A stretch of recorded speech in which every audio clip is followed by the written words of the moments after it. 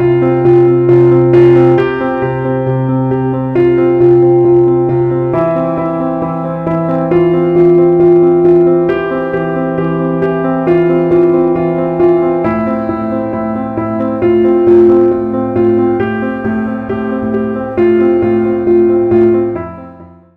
a todos, ¿cómo están? Los saluda el pastor Omar Bengolea de la Iglesia Verdad de Vida, aquí en la ciudad de Ayacucho. Bueno, vamos a continuar con nuestro tema de la verdadera gracia. Estamos hablando de este tema porque queremos que usted conozca cómo funciona la verdadera gracia. Cuando usted conozca cómo funciona la verdadera gracia, va a entender del porqué de muchísimas cosas en la palabra de Dios. Y también le va a ayudar, puesto que estoy dando este tema, para diferenciarnos de algunos falsos maestros y falsos enseñadores que están hablando y diciendo que son de la doctrina de la gracia, pero no son de la doctrina de la gracia, tampoco son de una gracia extrema, son de una falsa gracia, porque eso, lo que están predicando, y digo eso sin ningún tipo de respeto, porque eso que están enseñando es una falsa doctrina que viene de parte de Satanás. Amén, amén. Bueno, nos habíamos quedado viendo realmente que la ley también hacía el trabajo del Espíritu Santo en cierta manera en el Antiguo Testamento. ¿Por qué razón? Porque el plan de Dios siempre ha sido un plan de salvación para el hombre, sea en el Antiguo Testamento o a partir del Nuevo Testamento. La intención de Dios siempre es salvar al hombre, porque Dios ama al hombre. Debemos recordar que Dios creó al hombre a imagen y semejanza de Dios. El hombre es una creación muy preciada para nuestro Dios. Por eso es que la palabra de Dios dice: de tal manera amó Dios al mundo que dio a su Hijo unigénito. Hebreos menciona claramente que Dios no envió a su Hijo, no murió su Hijo. Jesucristo no murió por los ángeles, murió por el hombre. David mismo afirmaba y decía: ¿qué es el hombre para que te acuerdes de él? ¿Qué es el hombre para que tengas memoria de él? ¿Tanto es tu amor por el hombre? Eso es lo que le está diciendo David a nuestro Dios. Amén, amén. Dios ama realmente a la humanidad. Entonces, la manera de predicar, la manera de traer convicción de pecado, justicia y juicio en el Antiguo Testamento era a través de la ley. Obviamente no es con la potencia de nuestro Dios, del Espíritu Santo, porque el Espíritu Santo viene a ser el cumplimiento de las promesas de nuestro Dios, de la promesa de nuestro Dios. Pero en el Antiguo Testamento tenían la ley para realmente convencerles de pecado, de justicia y de juicio. Esto ya lo expliqué en el anterior video. Amén. Y por eso es que Colosenses, que habíamos leído, capítulo 2, versículo 17, dice: todo lo cual es sombra de lo que ha de venir, pero el cuerpo es de Cristo. Amén. Es sombra, es una sombra, es un tipo y sombra, es algo que preparaba y te hacía confiar en las promesas de nuestro Dios. Amén. Esto es lo que ocurre. Muchas de las cosas que nosotros hoy en día hacemos es tipo y sombra de cosas que ya estaban en el Antiguo Testamento. O sea, en el Antiguo Testamento les estaban manifestando muchas de las cosas que se iban a hacer en el Nuevo Testamento. Amén. Amén. Por ejemplo, el sacrificio de los machos cabríos, ¿qué mostraba? ¿Qué mostraba? Claramente el sacrificio de Cristo Jesús. Pastor, ¿es necesario que hagamos ahora sacrificios? No, porque estaríamos negando la existencia de Cristo Jesús. Hacer sacrificios en cualquier sentido, así tenga usted muy buena intención, sería una blasfemia. Estaría diciendo que todavía el Mesías no ha venido. Por eso es que ya no se hace. Pero en el Antiguo Testamento lo hacían una y otra y otra y otra y otra y otra vez. Es parecido a lo que ocurre con la Santa Cena. Hermanos en Cristo Jesús, la Santa Cena es algo que está estipulado claramente. Primera de Corintios lo habla. Y esta Santa Cena siempre lo tenemos que practicar. Y es un tipo y sombra de las bodas o de el final, es un anuncio de la llegada de Cristo Jesús, de la segunda venida de nuestro Dios, que cuando Él aparezca nosotros dejaremos de realizar la Santa Cena. Porque si usted continuara haciendo la Santa Cena después de su venida, estaría negando también el retorno de Jesús que ya se dio. Estaría negando un hecho y algo que Dios hizo. Amén. Esto se cortará, esto de la Santa Cena, dice la palabra de Dios, hasta que Él venga. Cuando Él venga, se acabó la Santa Cena. Amén. Esto es lo que dice la palabra de Dios, porque con esto anunciamos la muerte del Señor hasta que Él venga. Esto es claramente, eso es también lo que pasaba en el Antiguo Testamento. Era algo que se les había dado de tal manera que usted siempre se recuerde que un Mesías iba a venir y Él iba a ser su Salvador, que Él iba a morir como ese corderito que estaba ahí muriendo por sus pecados. Bueno, eso es lo que ocurre con la intención del Espíritu Santo. Amén. Amén. También quería mencionarles que la ley obviamente muestra el carácter santo de Dios, esto también lo habíamos visto, y la ley es la respuesta del hombre, que es lo que debemos hacer para ir al cielo. Y esta es la respuesta. ¿Por qué? Porque la ley refleja la santidad absoluta. Y la ley es tan extrema porque realmente la santidad de nuestro Dios es totalmente extrema. Nadie puede estar en presencia de Él con pecado. Por eso en Santiago capítulo 1 versículo 17 dice la palabra de Dios: toda buena dádiva y todo don perfecto desciende de lo alto, del Padre de las luces, en el cual no hay sombra ni mudanza de variación. No hay mudanza ni sombra de variación. Es decir, es luz de santidad que el pecado, la impiedad, la injusticia no soportan la presencia del Dios Altísimo. Entonces, esta luz se refleja a través de la ley, porque refleja el carácter santo de Dios, el cual no va a soportar ni un pecadillo, ni el más pequeño que usted crea que es.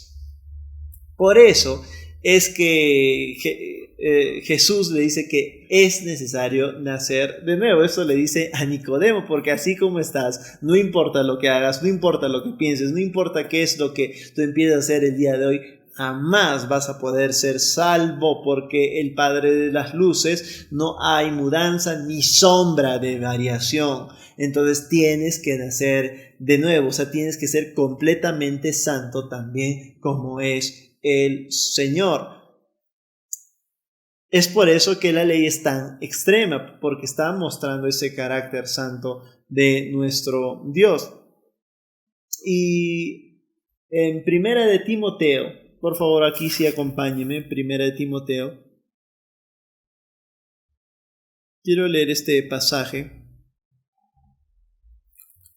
Primera de Timoteo, el capítulo 1.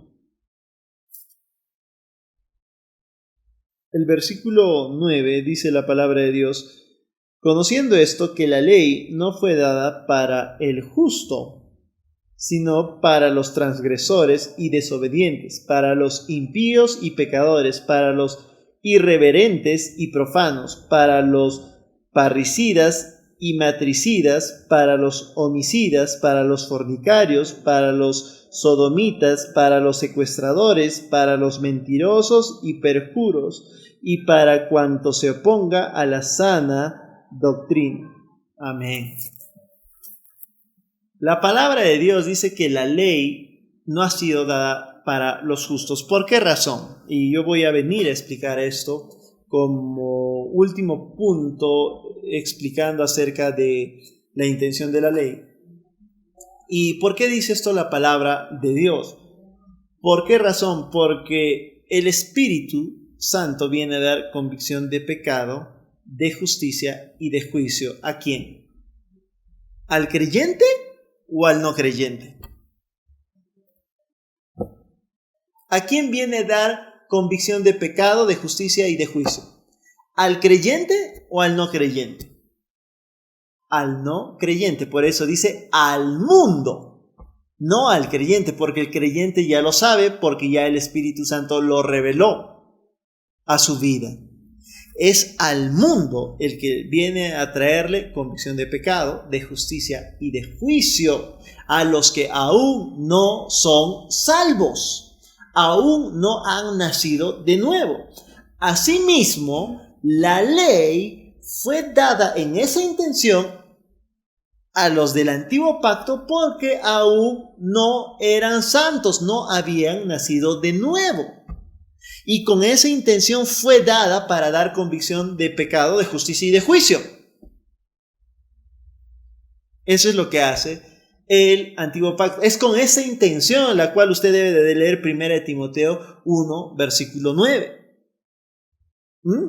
Fue dada. ¿Por qué razón fue dada? Porque cuando fue dada la ley fue con la intención de dar convicción de pecado, es decir, en cierta manera de condenar al hombre, que se dé cuenta de que está condenado.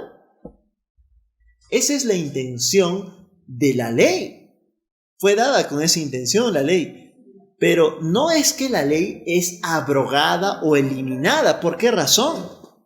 Porque si la ley es abrogada, entonces usted sigue mintiendo, pues.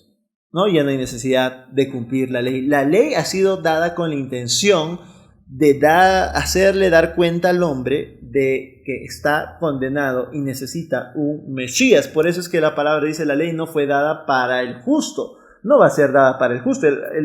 ¿Sabe qué? Usted, como creyente que ha recibido a Cristo Jesús, el Espíritu Santo no va a venir a decirle: usted necesita recibir a Cristo Jesús. No, porque usted ya lo recibió. Eso ya lo hizo con su antiguo ser antes de que naciese de nuevo. ¿No se recuerda?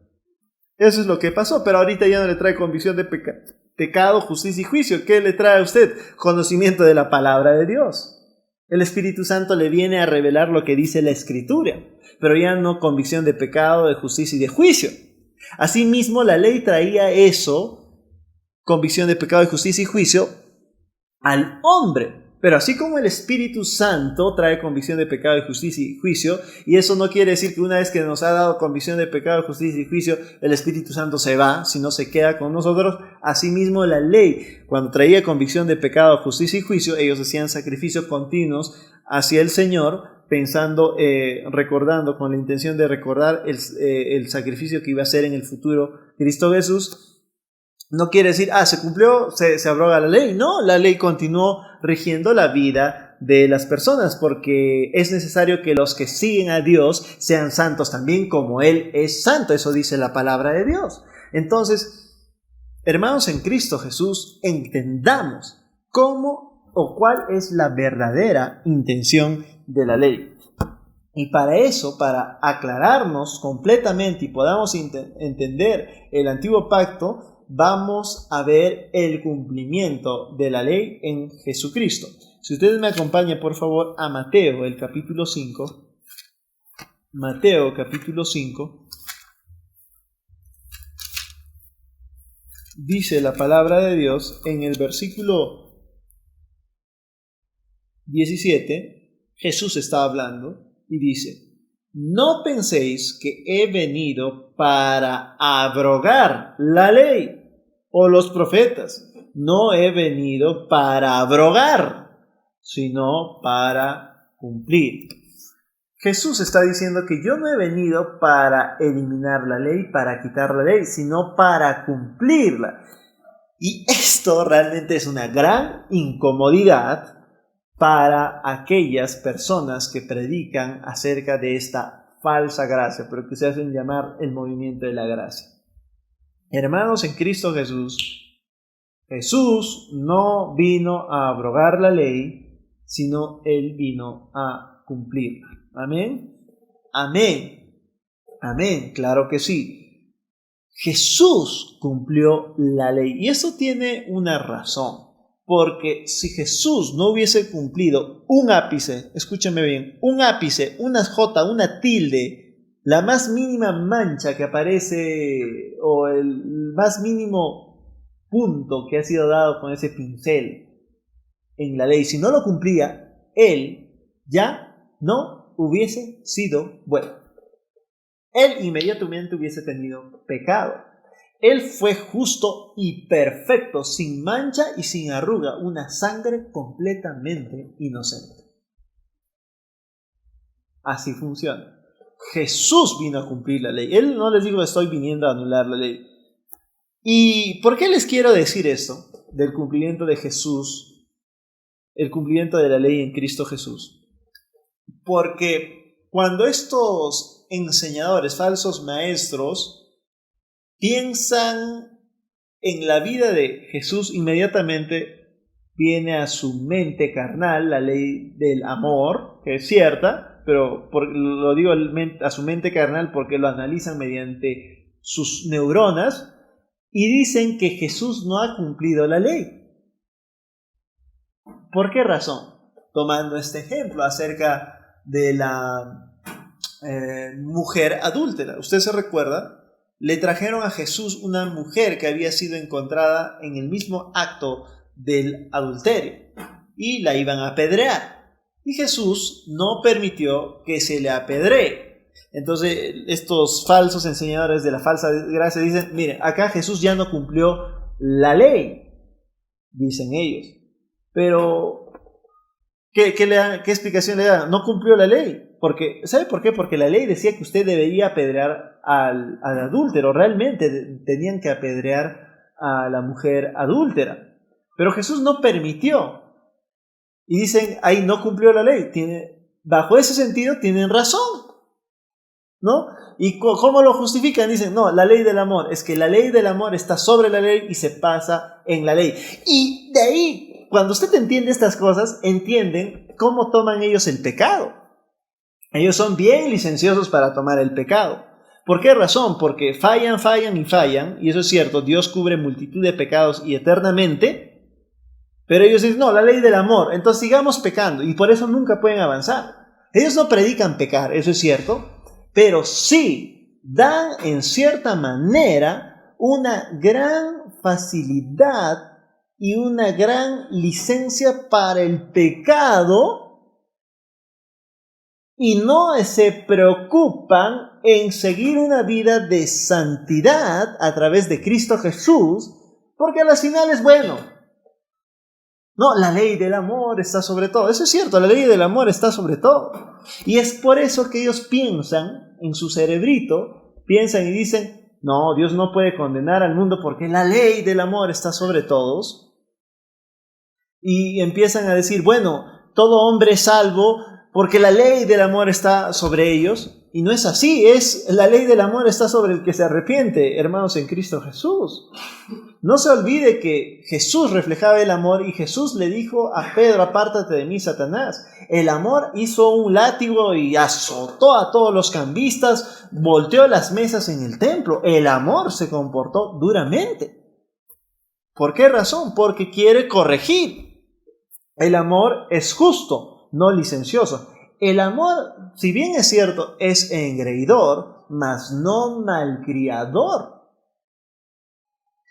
Hay una confusión muy grande entre un Dios engreidor y un Dios malcriador. Y quiero usar engreidor, ¿por qué razón? Porque algunos también ven a Dios como un Dios duro y terrible, prácticamente sin amor, y no es así. Es un Dios engreidor, realmente es un Dios engreidor, pero no es un Dios malcriador. Él, al que ama, dice la palabra de Dios, disciplina.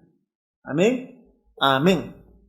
Y esto es por eso que leemos esto que Mateo capítulo 5, el versículo 17 dice que no he venido a abrogar, sino a cumplir la ley. Y vamos a continuar este tema. Por favor, déjelo en stand-by. Escuche todo lo que tenemos que decir al menos de esto, si no va a obtener una confusión. Amén, amén, amén. Bueno, hemos terminado. Me despido de ustedes recordándoles que Jesús es la palabra de Dios. Amén, amén.